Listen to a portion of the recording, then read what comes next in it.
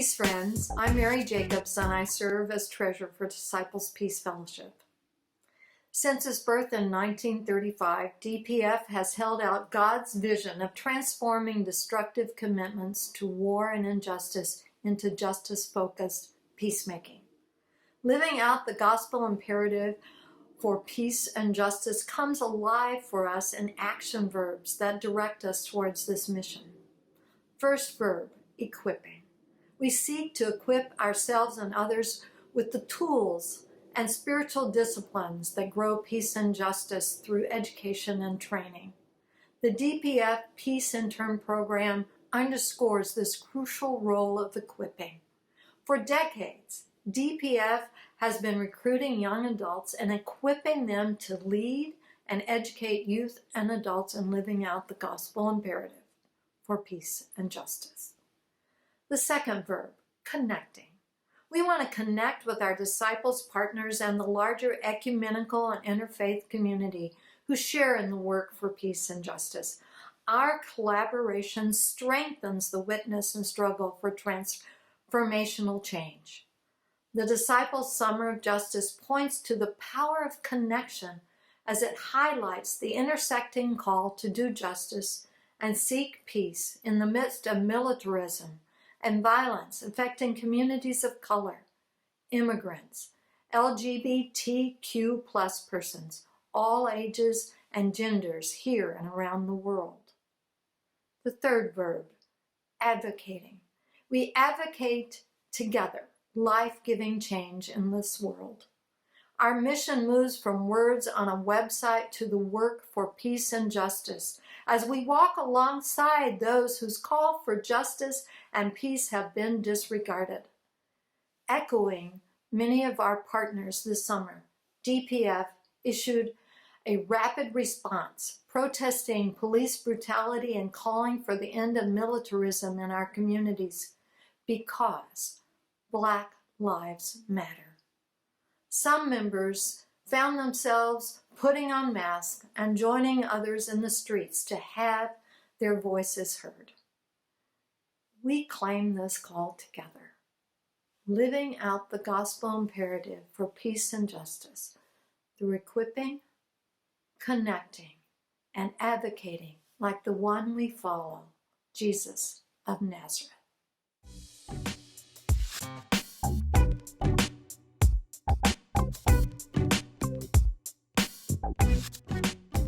So, Chrissy, you are the co-moderator with Disciples Peace Fellowship along with Doug Collins.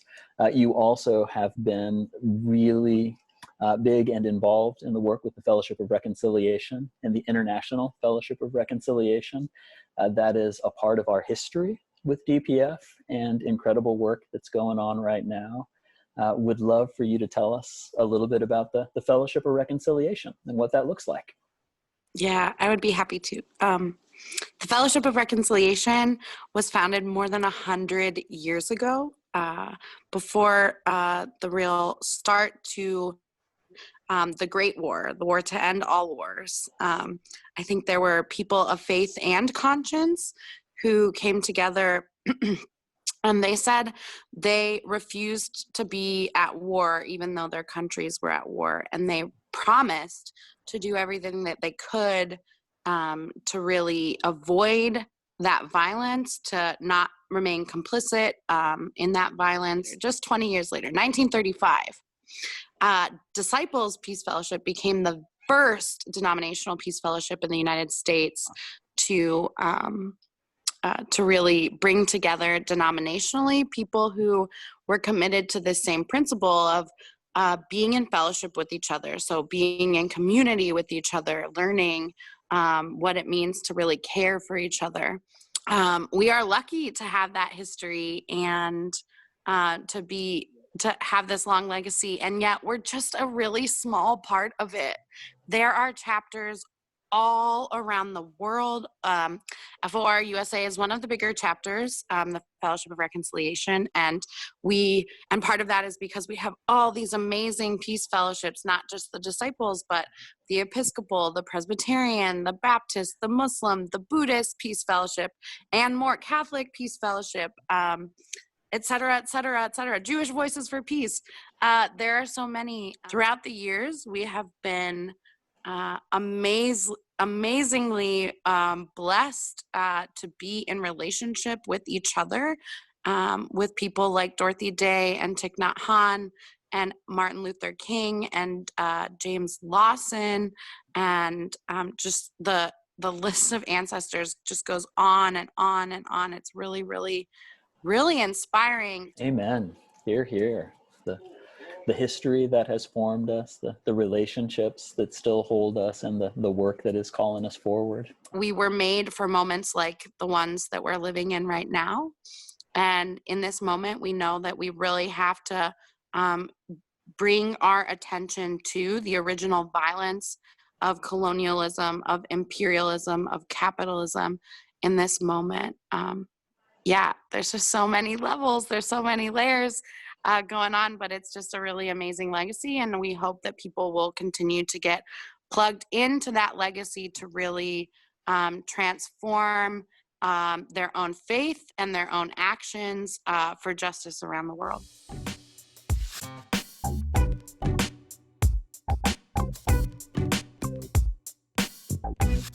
I'm Bruce Irvin. I was the first Disciples Peace Fellowship Peace Intern. In the winter of 1974-75, the horrible war in Vietnam was finally drawing to a close, and that war had been the focus of so much of the activism of DPF. Some DHM staff and some DPF staff began to ask themselves, how are we going to raise up the next generation of peace activists? And as they talked, the idea emerged that we should hire a college student who would go around to CYF conferences, that is to say senior high conferences, church camps in the summer, and lead workshops on justice and peace issues. And so somehow my name came up in the conversation, and I was invited to come to Indianapolis for an interview. And the interview, the hiring, and my training all took place in about a 2-hour span, just that one morning. And then I was off to 6 different camps across the Midwest during that summer, traveling from camp to camp by Greyhound bus. And it was a summer that I will never forget. In fact, 3 takeaways from that summer occur to me. The first one being that I sure hope that the young people with whom I met that summer got half as much out of the summer as I did, because what I got out of the summer was a call. That summer, I heard much of my call to ministry, and so coming out of that summer, I received a sense of my life's work, and not to mention memories that I will hold dear to my heart for the rest of my life. The second takeaway had to do with a simulation game that we played. The trick was that one team had to make itself vulnerable. One team had to take a risk, and if then another team engaged with them in that risk-taking, they would see that together they could amass the maximum number of points. And so in the discussion afterwards, I tried to make the connection between making yourself vulnerable in that game and how we might be able to bring an end to the horrible nuclear arms race that was occurring then between the United States and the Soviet Union. I suggested that if one of those superpowers would unilaterally reduce its armaments, even a little bit, that act of vulnerability might create enough trust that then negotiations could happen. One of the participants in the workshop said, "Oh, that's so impractical, that would never happen." 10 years later, the leader of the Soviet Union, Mikhail Gorbachev, unilaterally froze the number of intermediate range missiles that the Soviet Union was deploying in Europe. The United States initially was continuing to deploy new missiles, and so the Soviet Union took that unilateral act, making itself vulnerable. And President Reagan recognized that this was an opportunity to negotiate. They sat down at the table, and 2 years later, they signed the Intermediate Nuclear Arms Treaty, almost exactly following the kind of scenario that I had suggested to those campers 10 years earlier, which tells us, and here's the takeaway, that one era's impractical dream can become another era's very practical international policy. The third takeaway occurred at a camp in Ohio. They had a song that they loved to sing called Rainbow. The chorus went, "We're a rainbow made of children, we're an army singing a song, there's no weapon can destroy us, rainbow love is much too strong." For hundreds of years now, we've been fighting and killing. For hundreds of years, we've been going to war. Now we're rainbows, and we tell you, we're not marching anymore. Here's the takeaway. One day, as the co-president of the conference, the senior COIF member who was the co-president, as he was introducing the song, he'd been in my workshop that day, and he said, "I learned something today." He said, "I learned that love is the most powerful force in the universe." Well, perhaps that will be the next example of an impractical dream, what might seem to some people to be an impractical dream, that love can be that strong, becoming another era's very practical reality. Because indeed, love is the strongest force, the strongest power in the universe, a love that is deeply embedded in the scriptures, revealed to us through the scriptures. I will take that memory with me for the rest of my life.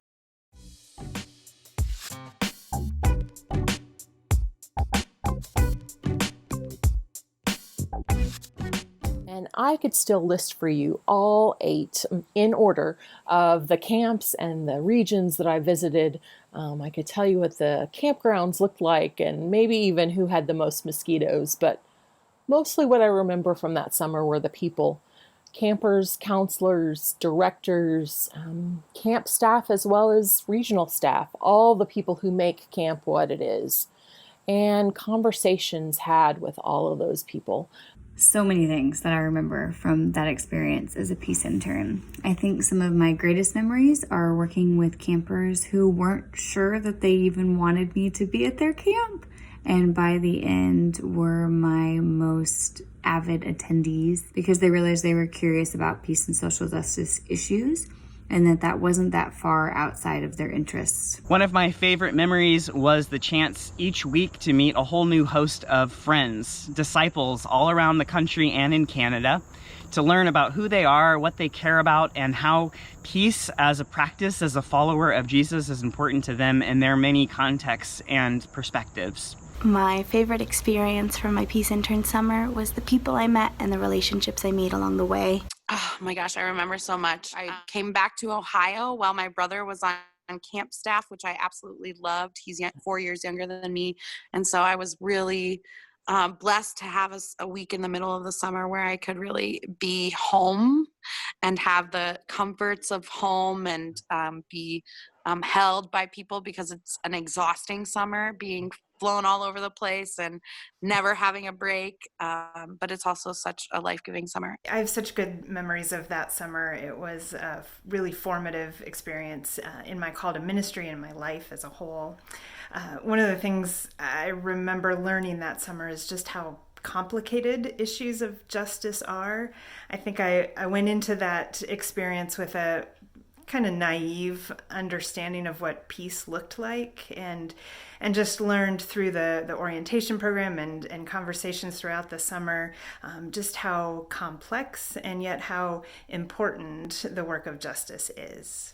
I remember going to 7 camps, North Carolina, Pennsylvania, Indiana, Southern California, and I remember talking about so many things, bringing up conversations to allow campers to think about things they never had thought about before. The experience of being an intern was just absolutely amazing. It's one of those chances to be able to meet new people, to experience the way to share social justice in a way that was different maybe for some of our youth to hear in the different places I was.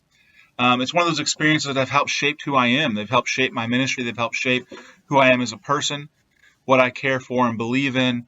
It's one of those experiences that allowed me to see how outdoor ministry runs, not just from the places I knew growing up, but places that do it differently, and that God is still at work no matter where you are. One of my favorite memories of my Peace Intern summer was being overwhelmed by folks' kindness and generosity at every camp I went to.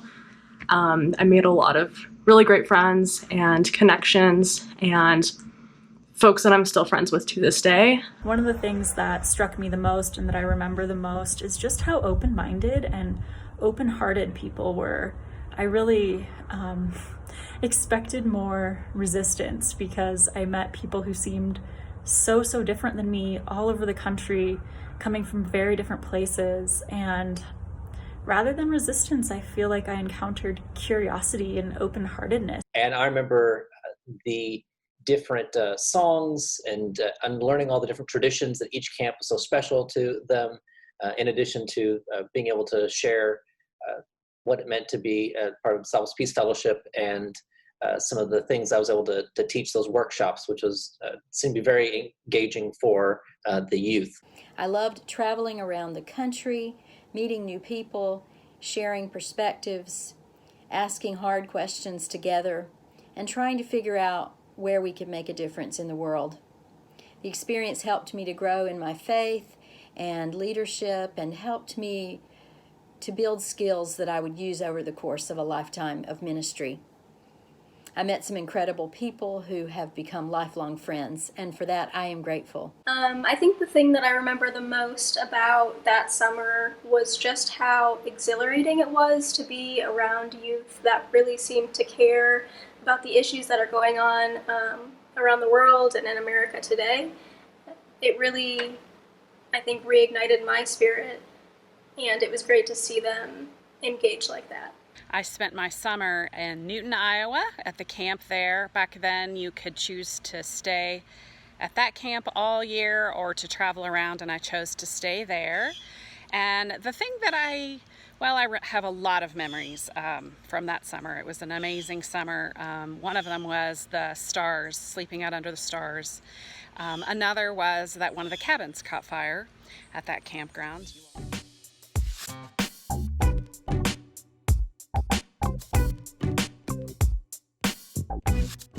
Gosh, I led all sorts of workshops because each camp wanted something different. Welcoming the stranger and refugees. I remember carrying around a poster that said, Jesus was an immigrant. Conversations just about life, which usually includes peace and justice issues. Lots around sustainability. Talked about global issues like AIDS and HIV, water crisis, hunger, Islamophobia, genocide, segregation. When I was a Disciples Peace Fellowship intern, I learned about and taught the concept of Shalom, which is not necessarily the absence of conflict, but it is the presence of justice. It's a community concept where my wholeness and well-being are connected with yours and with that of all of God's children around the world. Being in Arizona in 2011, SB 1070 was really big, and I had to lead some workshops around migration, and that's actually work that I still do today. It's a very different world from 1996. Those youth had spent very little of their lives with the U.S. officially at war, as opposed to the youth of today who have only ever known the U.S. at war. And that's one of the great things about the DPF intern program. It grows and it moves and it shifts with the landscape of the world and the church, and continues to call people in to be people of peace and justice. And we talked about how the Bible has been used as a weapon over so many years. I had this great comic that was an illustration of how the Bible has been used to justify slavery and racism, even institutional racism, oppression of women, and more recently, LGBT exclusion. Lots around budgeting, like household budgeting, and just how hard it is to live in poverty. You yourself can make an impact by doing small things to make change in your own life that have ripple effects. I remember being in the Tres Rios area in West Texas and New Mexico, having a week focused on interfaith peace and getting to learn from an imam and a rabbi, and having a 19-year-old a high school senior, just graduated, who was also a rodeo champion, telling me, wow, I never thought I would wake up at 3 or 4 in the morning to do Muslim prayers, but this has been a transformative experience. Economic justice and the wealth gap. And probably the most wild one was something about like the justice lessons you can learn from the Jersey Shore. So that sort of dates me a little bit, but I think people were really into it because it was what was on TV at the time. And most importantly, what it meant to identify as a peacemaker. I passed out friendship bracelets and called them circles of hope as sort of just a reminder of some of those tough conversations.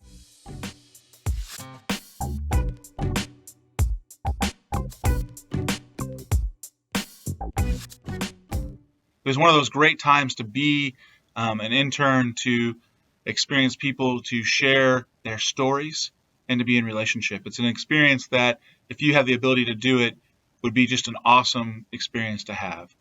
It's such an amazing way, I think, the Peace Internship to really connect with with our wider church and to really develop relationships and to really learn this part of this amazing legacy of resistance that exists within our community, however small, definitely mighty. That was where I first heard my call to ministry and had a couple of ministers talk to me about that summer. I feel like I encountered curiosity and open-heartedness, and it gave me so much hope that I ended up deciding to become a minister because I felt like there was so much hope alive in our church.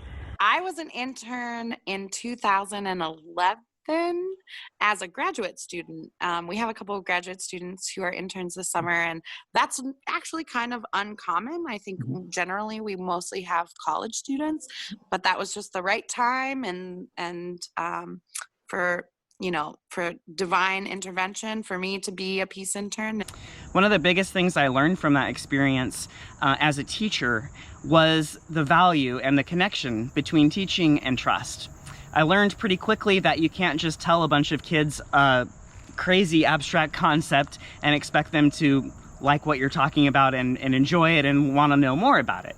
You have to get to know people, and you also have to be willing to change and to be vulnerable yourself, which is no doubt a skill that I use almost every day in my ministry, and I know will continue to use for many years to come. I guess the other really big and transformative thing that happened during my summer was I realized I was in the wrong degree program, and I'm about to finish my Master's of Divinity, but that wasn't the degree program I was originally enrolled in. So along the way during that summer, I met a lot of people who were really supportive of my call to ministry, and I'm forever grateful for those friendships and relationships and connections that I found through Disciples Peace Fellowship. It's certainly a summer I'll never forget, and I have made friends that I will be friends with for the rest of my life. The other thing I've always been so grateful for about that summer is the hospitality that was shown to me by so many people. Folks who picked me up at the airport and took me to camp, people who let me stay in their homes, let me do loads of laundry and take a nap after a long week at camp. Many of them had been there all week too, serving as directors or counselors. And it was just such a generosity of time and resources and spirit. And I just remember being so grateful to be able to spend the summer with such good, generous church people. And that was just such a gift. I know that I was changed that summer, and my hope has always been that I was able to either plant seeds or help to nurture seeds for a love and passion for peace and justice, for a call to be a people led by Micah 6:8 to act justly and to love kindness and to walk humbly with our God. Thanks, of course, to all of my friends and family in DPF and for helping me along in this journey, and I am grateful for all of you. I've also seen some of my campers go on to be Peace Interns, which has been one of the most rewarding things you can hope for out of that summer, is that what I did mattered, and it mattered enough to them that they wanted to go and do the same.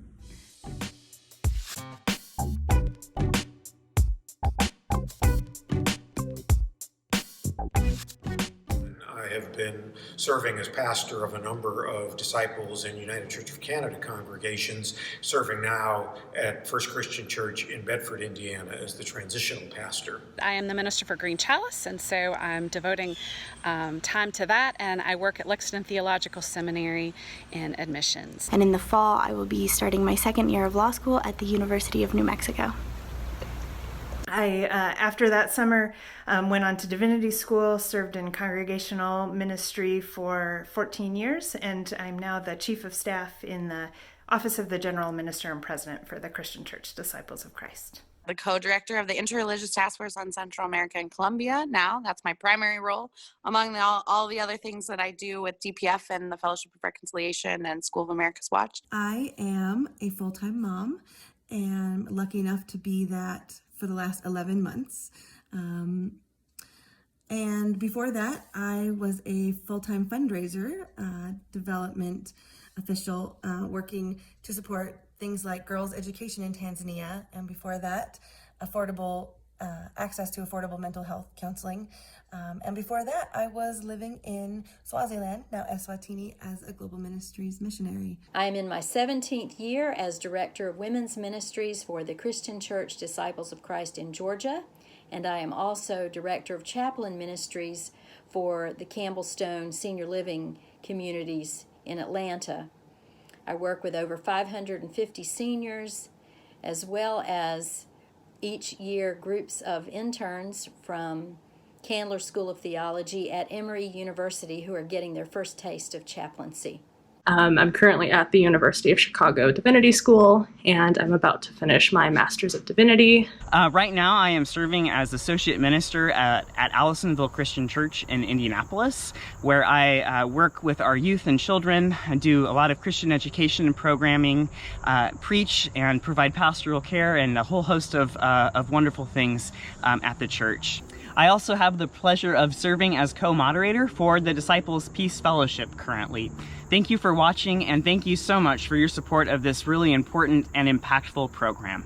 I am currently working as the Vice President of Client Relations for Pension Fund of the Christian Church, so I've stayed in that Disciples bubble into my career, and I get a lot of joy out of also being on the Outdoor Ministries Committee for my region. Currently, I'm the associate pastor at First Christian Church in Lawrenceburg, Kentucky. I work with children, youth, and young adults. And this experience of being a DPF intern still has influenced my ministry today. Currently, I am beginning my first year of law school at Washington University in St. Louis. So I am currently the pastor of First Christian Church of Santa Fe in Santa Fe, New Mexico, and also the co-founder and lead organizer of the Santa Fe Faith Network for Immigrant Justice. I am the senior pastor at Plymouth Congregational Church of Fort Wayne, Indiana. I now work for the Christian Church in Indiana as a ministry associate, and if I'm lucky enough in the summer, I still get to meet the Peace Interns.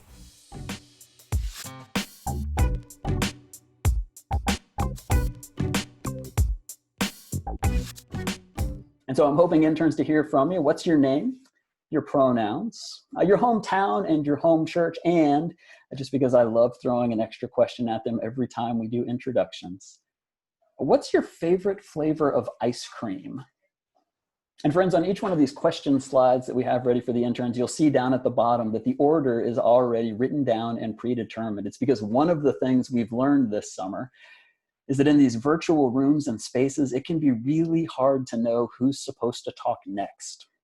And so for each one of these questions, you'll see down at the bottom our order listed ahead of time so that we know where the conversation is headed. And so Wendy, I'll invite you to come into the virtual room and space now, unmute yourself, and share with us your introduction. Hello, my name is Wendy Davidson, and my pronouns are she, her, and her.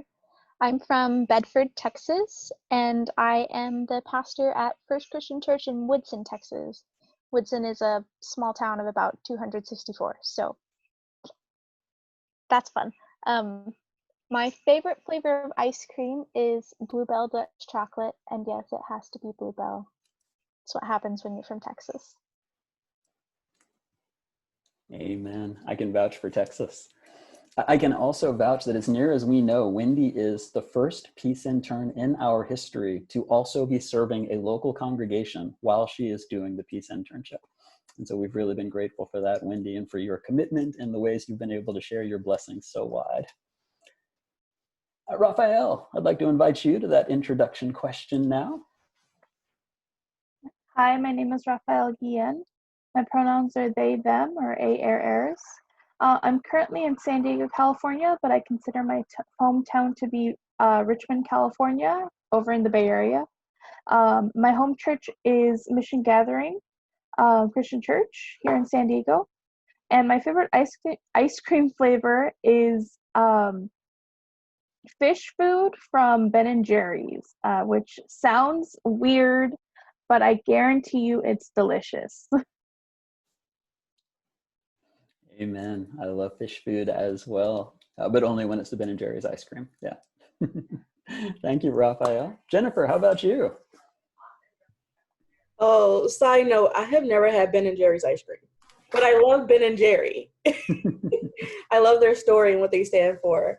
My name is Jennifer. I pronoun she, her, hers. My hometown is New Orleans, but my home church is actually in Hiram, Ohio, and that's Hiram Christian Church. And my favorite ice cream flavor is pralines and cream. Summer 2020.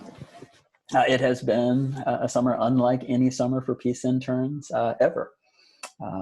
As near as we know, every single in-person church camp for the Christian Church Disciples of Christ was canceled this summer, which meant that there were some camps that went to online.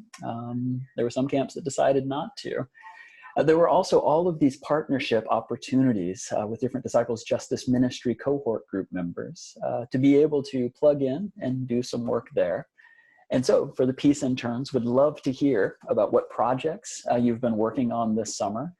And for those of you who've had the opportunity to spend some time with some of the online camps, would love for you to be able to reflect on that too. What is it like to be a part of an online camp in the summer of 2020? And this time we'll go Jennifer, then Wendy, then Raphael. So Jennifer, what do you think? This summer, we have been partnering with other justice ministries. I've been working very closely with Alliance Q, the Reconciliation Ministry. Wow. And of course, DPF, and also Disciples News Network, where we have read an article. So I wrote an article on the Poor People's Campaign, DPF, and Reconciliation Ministry. So we've developed a lot of resources there, along with doing some, for me, I really enjoy development and fundraising work. So I did a lot of that with Alliance Q. And then, of course, still doing online camps. So I had the opportunity to make a keynote speech for the Ohio region with Wendy, and then be part of the Florida region for their week-long camp experience. And then as well, just this past weekend in North California, Nevada region. It was a humbling experience to do this and to be part of someone's world. Because like they don't have to let you in, but they did, and many of those camps treated me like family, and I got that sense even over the virtual space. I did find it interesting, the difference. So with California and Nevada was CYF, Cairo and Junior, while Florida was CYF. So I got to experience sharing social justice with just about every age range. And there was many times that overlapped, and many things that I would have expected high schoolers to do that the middle schoolers did, and then things that middle schoolers did that high schoolers did. And they were definitely different, but each group definitely brought their own unique perspective to the social justice work. All in all, and I guess probably the conclusion, but also the beginning of something is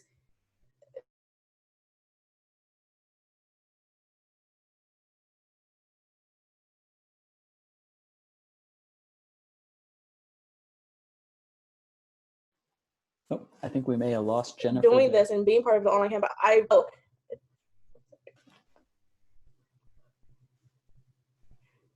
Doing these online camps has fired within me a passion for teaching. So I'm hoping to do a few years of teaching. So yeah. So I think especially for the camps, that was really big for me. Amen. Thank you, Jennifer. And that sense that you can build community, even in these virtual spaces, has been a real revelation for a lot of us this summer, as well as that you can feel call in this time too. And that call to become a teacher and spend time and energy in that way is such a blessing. Wendy, haven't had the opportunity to be involved with as many of the online camps, but have had so many different projects that you have been a part of and different groups you've been working with, but would love to hear some of that.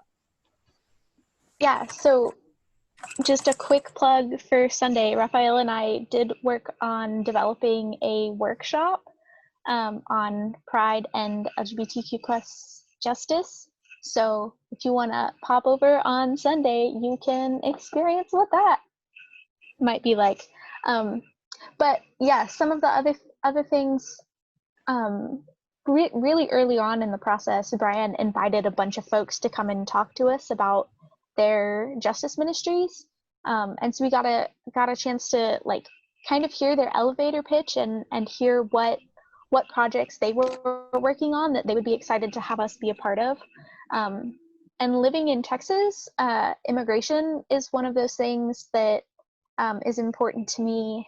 And so I have had the chance to work with Refugee and Immigration Ministries with Sharon Stanley Ray, which has been a lot of fun and very exciting. I participated in the Asylum Advocacy Days, which was also a new experience for them. They took what is normally an in-person event, going and actually speaking to your legislatures, and turned it into an online thing where they coordinated all of the phone calls and Zoom calls with various legislators, which is a really neat and exciting opportunity to actually be a part of advocating for policy change.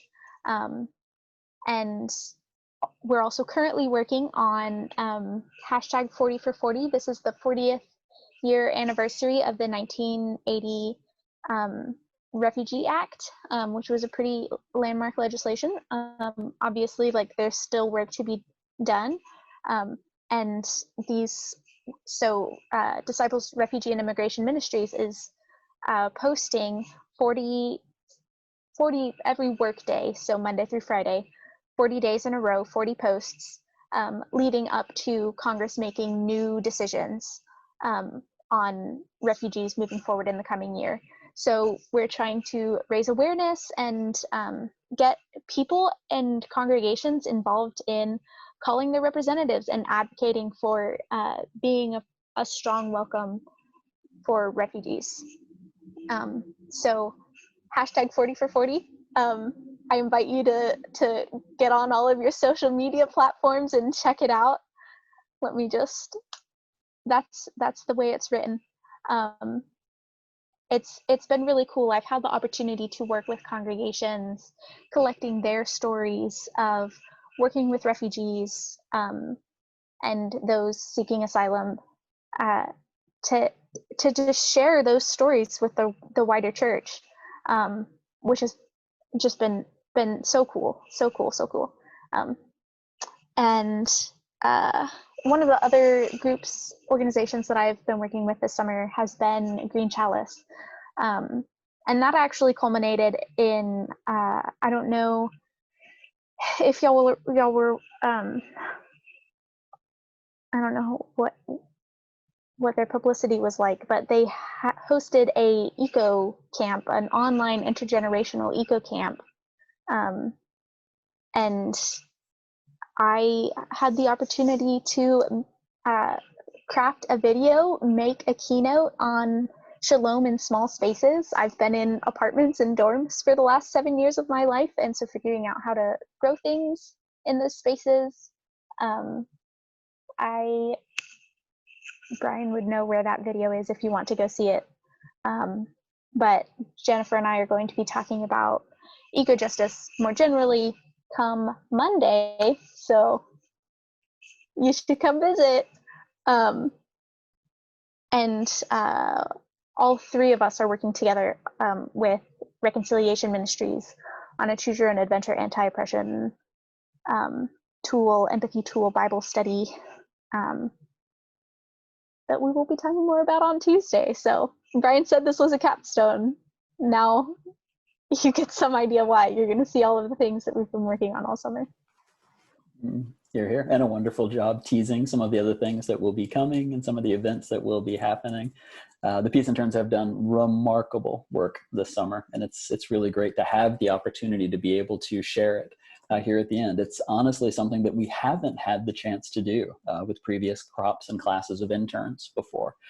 Maybe we've had the notes that an intern has used as they've delivered a keynote, but we haven't actually had the video itself of the keynote. We haven't had interactive resources that the interns could work on and put together and then share, not just with a particular small group or a particular camp, but with the wider church and the wider world as well, which has been one of the exciting things this summer.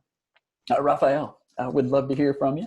Thoughts on this summer, projects you've been a part of, camps you've been a part of?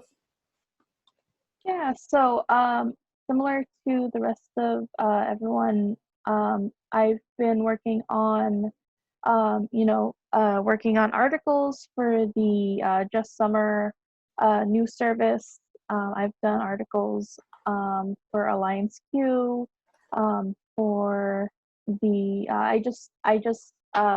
we just submitted an article for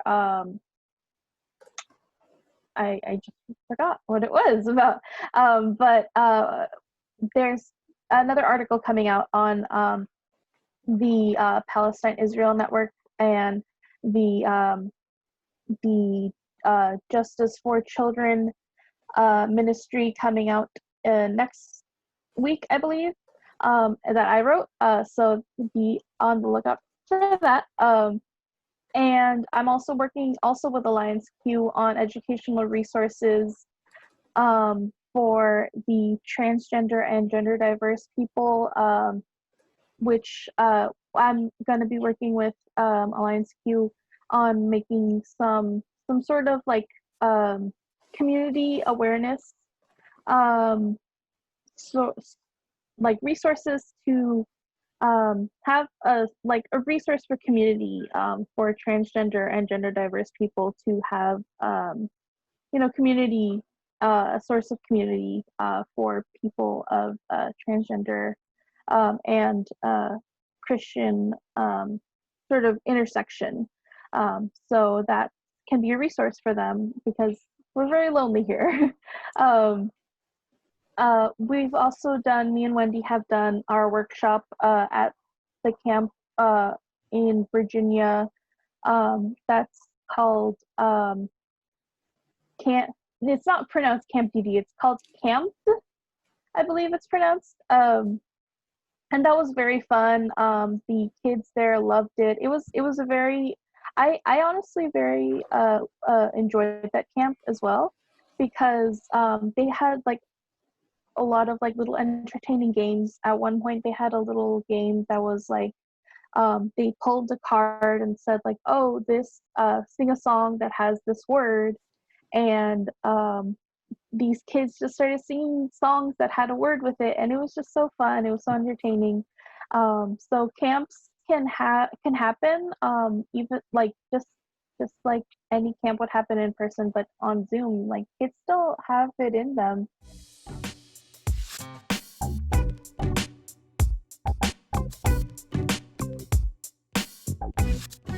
Hi again, I'm Mary Jacobs, and if you remember, I serve as treasurer of Disciples Peace Fellowship.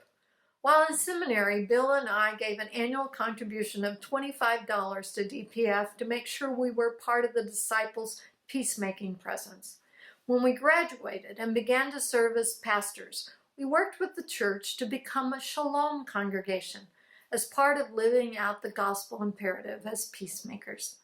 We also started to grow our personal annual gift to DPF. Serving on the DPF Executive Committee has opened my eyes to the ebb and flow of needed support and consistent giving. I've come to know that living out the gospel imperative as peacemaking, justice-loving disciples means supporting DPF with our financial resources throughout the year. You may give by going to disciplespeace.org/give to donate now. Consider making your gift as consistent as the need for peace and justice by making it a recurring monthly donation. Every contribution counts as we live out this gospel imperative. Thanks for all that you do and all that you give. I hope that the Summer Peace Intern program of the Disciples Peace Fellowship will continue for as long as it needs to continue.